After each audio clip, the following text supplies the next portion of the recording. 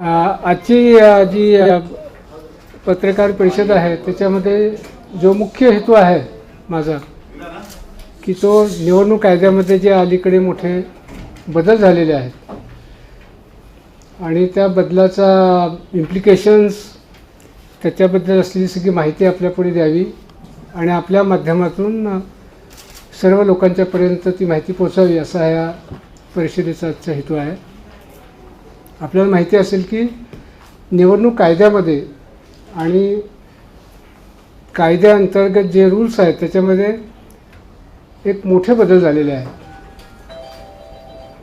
त्यातला पहिला जो बदल आहे ज्याला आपण इलेक्शन रिफॉर्म्स म्हणूया, तो पहिला बदल म्हणजे मल्टिपल क्वालिफाईंग डेट्स.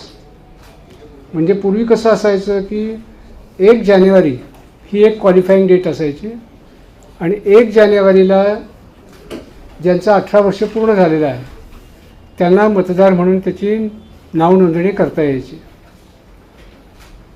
तर आता 1 जानेवारीला म्हणजे 1 जानेवारीनंतर जो एखादा जर जन्माला आला असेल तर त्याला 1 वर्षाची पूर्ण वाट पाहायला लागायची आणि पुढच्या जानेवारीपर्यंत मग तो एलिजिबल होईल आणि मग त्याचं नाव नोंदणी होईल. त्यामुळे बरेचसे जे यूथ आहेत, विशेषतः तरुण वर्ग आहे, तो याच्यातून बऱ्याच वेळेला वगळला जायचा. म्हणून जो कायद्यामध्ये हा बदल केला आहे त्याच्यामध्ये आता फक्त 1 जानेवारी अशी फक्त क्वालिफाईंग डेट नसून प्रत्येक क्वार्टरला ती डेट आहे. म्हणजे 1 जानेवारी, त्याच्यानंतर 1 एप्रिल, 1 एप्रिलनंतर मला वाटतं 1 जुलै आणि 1 ऑक्टोबर. त्यामुळे समजा 1 जुलैला समजा क्वालिफाय झाला तर 1 जुलैला सुद्धा त्याला नाव नोंदता येतं, त्याला पुढच्या जानेवारीपर्यंत वाट बघायची गरज नाही. त्यामुळे multiple qualifying dates for registration हा एक महत्त्वाचा निवडणूक कायद्यामध्ये बदल झालेला आहे. त्याच्यामुळे विशेषतः युवक जे आहेत ते मोठ्या प्रमाणात त्याच्यामधून वंचित होणार नाहीत केव्हाही निवडणुका लागल्या तरी, हा त्यामागचा उद्देश आहे. दुसरं जे महत्त्वाचा बदल झालेला आहे तो म्हणजे याच्यामध्ये जेंडर इक्विटी प्रिन्सिपल आणलेला आहे. म्हणजे आपल्याला माहिती असेल की जे सर्व्हिस वोटर्स आहेत, विशेषतः आर्म फोर्सेस, त्याच्यामध्ये जर मेल मेंबर असेल ऑफ द आर्म फोर्सेस तर त्याला पोस्टल बॅलेटची सुविधा प्राप्त व्हायची आणि त्याचे स्पाऊससुद्धा त्याच्यामध्ये कवर व्हायचे.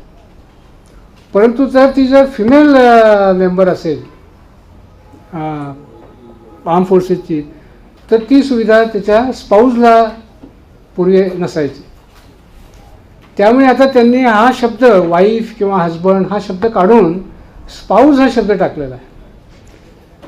त्यामुळे जेंडर ज्याला आपण इक्विटी म्हणू किंवा जेंडर त्याच्यामध्ये सेन्सिटाईज झालेलं आहे. त्यामुळे जसं हजबंडला जे अधिकार प्राप्त आहेत ते सुद्धा त्याच्या स्पाऊसला म्हणजे त्याच्या वाईफला सुद्धा ते अधिकार मिळालेले आहेत, पोस्टल बॅलेट्स असतील किंवा जे काय असतील ते. हा एक दुसरा बदल झालेला आहे. आणि तिसरा बदल झालेला आहे तो म्हणजे इलेक्शन मध्ये ऑथेंटिकेशन ऑफ द वोटर्स ह्याला फार त्यांनी महत्त्व दिलेलं आहे की प्रत्येक वोटर हा ऑथेंटिकेट झाला पाहिजे त्याच्यामध्ये. आणि ऑथेंटिकेशनची मेथड म्हणून मतदार यादीमधला जो मतदार आहे त्याचं लिंकेज हे आधारशी केलेलं आहे. त्यामुळे आधार जर नंबर ह्या मतदार ह्याला जर लिंक झाला तर त्याचे 2 फायदे आहेत की आधारला लिंक त्याचा जो मोबाईल आहे त्याच्या माध्यमातून आपल्याला सगळ्या मतदारांच्यापर्यंत पोहोचता येतं. म्हणजे निवडणुकीचे जे काही नोटिफिकेशन्स आहेत त्याची माहिती आहे, तुमचं पोलिंग स्टेशन कुठं आहे किंवा तुम्हाला जेव्हा व्होटिंग असतं ते व्होटिंग स्लिप्स त्याला द्यायचे आहेत किंवा त्याचं एपिक कार्ड त्याला डाउनलोड करायचं आहे मोबाईलमध्ये.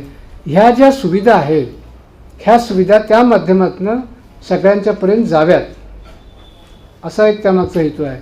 त्यामुळे त्या सर्व्हिसेस ज्या आहेत त्या सर्व्हिसेस उत्तम प्रकारे इलेक्शन कमिशनला किंवा ह्या मशिनरीला मतदारांच्यापर्यंत पोहोचवता येतील असं आहे. दुसरं आहे ऑथेंटिकेशन, म्हणजे तोच मतदार आहे याची खात्री आपल्याला आधार कार्डने होणार आहे. आणि एका पार्टमध्ये जर दोन ठिकाणी त्याचं नाव असेल किंवा एकाच कॉन्स्टिट्युन्सीमध्ये अधिक ठिकाणी नावं असतील त्याच मतदाराचं, किंवा दोन वेगवेगळ्या कॉन्स्टिट्युन्सीमध्ये त्या मतदाराचं नाव असेल, तर ते आपल्याला आयडेंटिफाय करणं सोपं होऊन जाईल.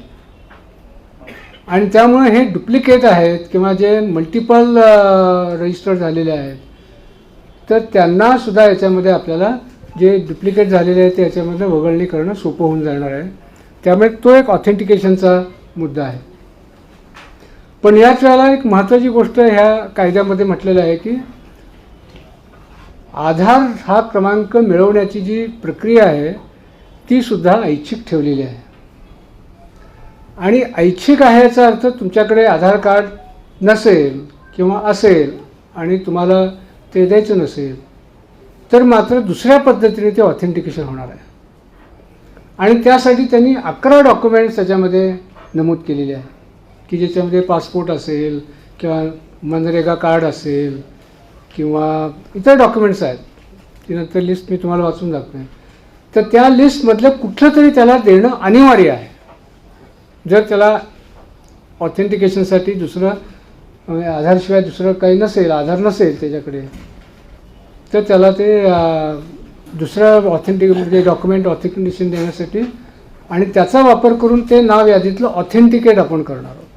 जे ही मोहीम जी आहे आणि हे कायद्यातले जे बदल आहेत ते 1 ऑगस्टपासून सुरू होणार आहेत. 1 ऑगस्टला हे सगळे लागू होणार आहेत. आणि म्हणून 1 ऑगस्ट ते एप्रिल 2023 या काळामध्ये कायद्याने असं म्हटलेलं आहे की जे एक्झिस्टिंग वोटर्स आहेत, जे नवीन वोटर्स आहेत त्यांना तर त्या फॉर्म्समध्येच ती सुविधा आहे. त्याच्यामध्ये आधार नंबर त्यांना नमूद करता येईल, ते ऑथेंटिकेट करता येईल. ती ऑनगोईंग प्रोसेस आहे इथून पुढे. परंतु जे एक्झिस्टिंग वोटर्स आहेत त्या एक्झिस्टिंग वोटर्सला सुद्धा या पिरियडमध्ये आधार क्रमांक त्यांच्याकडून गोळा करण्याची कायद्यानं परवानगी दिलेली आहे. आणि म्हणून 1 ऑगस्टपासून ही संबंध देशामध्ये आणि महाराष्ट्रामध्ये सुद्धा त्यानिमित्ताने ही एक मोहीम आपण करत आहोत की ज्याच्यामध्ये हे आधार गोळा करून त्याचं मतदार कार्डशी एपिकशी लिंकेज करून ठेवायचं. आता याच्यामध्ये सुद्धा त्यांनी काही सेफगार्ड्स ठेवलेले आहेत. कारण आपल्याला माहिती आहे की आधार ज्या बेसिसवर आपण गव्हर्मेंट किंवा कुठली एजन्सी वापरते, जे समजा तुम्हाला इकॉनॉमिक बेनिफिटच्या स्कीम्स द्यायच्या असतील किंवा इतर गोष्टी असतील तेव्हा आपण आधार त्या बेनिफिशरीचा वापरतो. गव्हर्मेंटला ती मुभा आहे त्या कायद्यामध्ये. परंतु त्याची गोपनीयता मात्र राखण्याची तितकीच त्याची मोठी जबाबदारी आहे. आणि गोपनीयतेचा जर भंग झाला तर त्याला कायद्यामध्ये सुद्धा शिक्षा आहे. त्यामुळे ह्या सगळ्या तरतुदी ज्या आहेत त्या तरतुदी याला पण लागू आहेत. त्यामुळे हे सेफगार्डसुद्धा इलेक्शन कमिशनने ठेवण्यासाठी सक्त सूचना दिलेल्या आहेत. आणि याचा जर भंग इलेक्शन मशिनरीतल्या कुठल्या यांनी केला तर त्याला त्याच्याविरुद्ध कायदेशीर म्हणजे त्याची कारवाई करण्याची सुद्धा इलेक्शन कमिशनने सक्त आदेश दिलेले आहेत. आता यामध्ये कुठल्या कुठल्या प्रिकॉशन्स आहेत तर हे डेटा सिस्टममध्ये येतो कसा हे समजणं महत्त्वाचं आहे. आपल्याला माहिती आहे की ERO नेट ही एक डेटाबेस आहे. इलेक्शनच्या सगळ्या मतदारांची डेटाबेस ही ERO नेट म्हणून त्याला आपण ओळखलं जातो. आणि प्रत्येक मतदाराचं नाव, त्याची सगळी माहिती ह्या ERO नेटमध्ये असते. म्हणजे जन्मतारीख असेल, त्याचा फोटो असेल, त्याचा ॲड्रेस असेल, सगळी माहिती त्याच्यामध्ये असते.